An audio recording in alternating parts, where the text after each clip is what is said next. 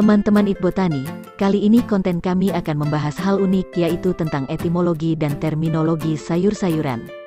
Jangan lupa subscribe, like, dan komen ya. Yuk kita lihat penjelasannya. Sejarah sayur-sayuran manusia dulunya adalah pemburu pengumpul sebelum adanya sistem pertanian. Mereka mencari bangkai hewan dan berburu untuk mendapatkan makanan.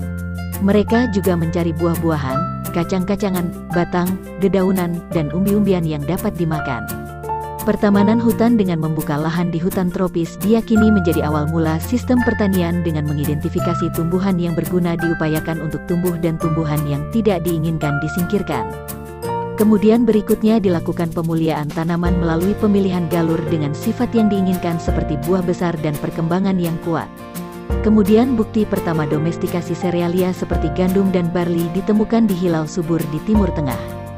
Kemungkinan besar manusia di seluruh dunia mulai bertani antara pada 10.000 SM hingga 7.000 SM. 7. Banyak petani pedesaan di Afrika, Asia, Amerika Selatan, dan di tempat lain mempraktikkan pertanian subsisten saat ini, menggunakan bidang tanah mereka untuk menghasilkan makanan yang cukup untuk keluarga mereka sambil memperdagangkan hasil panen yang berlebih untuk dipertukarkan dengan barang lain. Sejarah mencatat, orang kaya telah mampu membeli makanan yang bervariasi seperti daging, sayuran, dan buah. Namun, daging adalah makanan mewah bagi orang miskin. Mereka hanya mengonsumsi makanan hambar yang sebagian besar terdiri dari beras, gandum hitam, gandum, barli, millet, atau jagung. Penambahan sayuran memberikan variasi pada makanan. Suku Aztec di Amerika Tengah menanam tomat, alpukat, kacang-kacangan, paprika, waluh, labu, kacang tanah, antara lain, untuk melengkapi tortilla dan bubur mereka. Suku Inca di Peru mengonsumsi jagung di dataran rendah dan kentang di dataran tinggi sebagai makanan pokok. Untuk melengkapi makanan mereka, mereka mengonsumsi biji quinoa, paprika, tomat, dan alpukat. Di Cina kuno, makanan pokok di selatan adalah nasi, dan makanan pokok di utara adalah gandum, yang dibuat menjadi pangsit, mie, dan panekuk. Sayuran yang digunakan sebagai lauk antara lain ubi jalar, kedelai, kara oncet, lobak, daun bawang, dan bawang putih. Makanan pokok orang Mesir kuno adalah roti, yang sering terkontaminasi oleh pasir yang membuat gigi mereka terkikis. Daging merupakan makanan mewah, tetapi ikan masih cukup sering dikonsumsi. Kemudian dihidangkan dengan berbagai sayuran, termasuk zucchini, kacang babi, lentil, bawang bombay, bawang pre, bawang putih, lobak, dan selada. Roti adalah makanan pokok di Yunani kuno, bersama dengan keju kambing, zaitun, buah ara, ikan, dan terkadang daging, bawang bombay, bawang merah, bawang putih, kubis, melon, dan lentil termasuk sayuran yang dibudidayakan. Di Romawi kuno, mereka memakan bubur kental dibuat dari gandum atau biji-bijian dengan lauk sayuran hijau tanpa daging dan ikan. Orang Romawi menanam kacang babi, kacang polong, bawang bombay, dan lobak, serta memakan daun bit, bukan akarnya. Sayur atau sayuran merupakan sebutan umum bagi bahan pangan nabati yang biasanya mengandung kadar air yang tinggi, yang dapat dikonsumsi setelah dimasak atau diolah dengan teknik tertentu, atau dalam keadaan segar. Istilah untuk kumpulan berbagai jenis sayur adalah sayur-sayuran atau sayur mayur. Pengolahan sayur mayur dapat dilakukan dengan cara beragam. Sayur merupakan makanan yang sehat untuk dikonsumsi. Sayuran berperan penting bagi manusia karena memiliki kandungan lemak dan karbohidrat yang rendah, tetapi tinggi vitamin, mineral, dan serat makanan yang penting bagi kesehatan.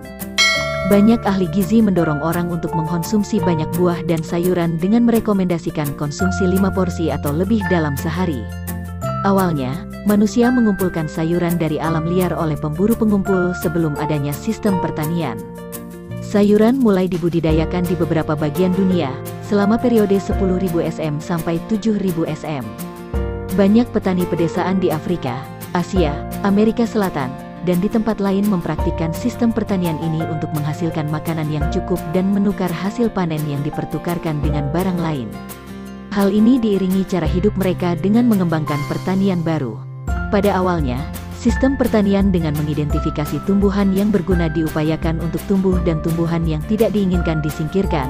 Cina adalah produsen sayuran terbesar, dan perdagangan global produk pertanian memungkinkan konsumen untuk membeli sayuran yang ditanam di negara-negara yang jauh. Skala produksi bervariasi dari petani subsisten yang memasok kebutuhan pangan keluarga mereka, hingga agribisnis dengan areal luas tanaman produk tunggal. Etimologi sayuran. Kata vegetable pertama kali tercatat di Inggris pada awal abad ke-15. Kata tersebut berasal dari bahasa Prancis kuno yang awalnya digunakan untuk menyebut semua tanaman. Kata tersebut diserap bahasa Latin abad pertengahan vegetabil atau vegetabilis dari kata vegeto, berkembang, plus abilis yang berarti tumbuh, berkembang, yaitu tanaman. Kata tersebut merupakan hasil perubahan semantik dari bahasa Latin akhir yang berarti menghidupkan, mempercepat. Secara umum, kata sayur merupakan segala sesuatu yang berasal dari tumbuhan yang dapat, tapi tidak harus dimasak, atau dengan kata lain disayur. Istilah sayur tidak diberi batasan secara ilmiah.